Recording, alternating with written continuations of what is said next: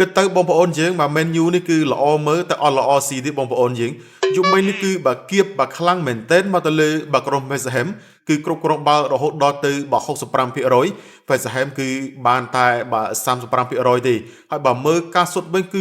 គៀបបើខ្លាំងមែនទែនប៉ុន្តែបើសុទ្ធចំគោលដៅតែ5ជើងទេបងប្អូនយើងសុទ្ធ5ជើងបើចំគោលដៅបើ4បងប្អូនយើងប៉ុន្តែបើចូលតែមួយគ្រាប់ទេសម្រាប់បើក្រុម Man U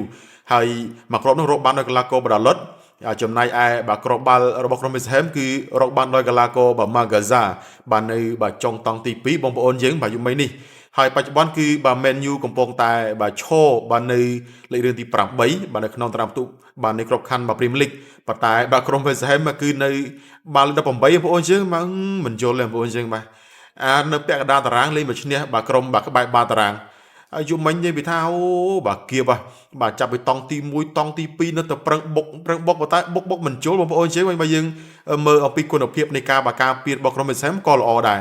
ប៉ុន្តែបើចុងក្រោយក៏អូខេបាទចែកគ្នាម្នាក់មកបន្ទុកបាទទៅរៀងខ្លួន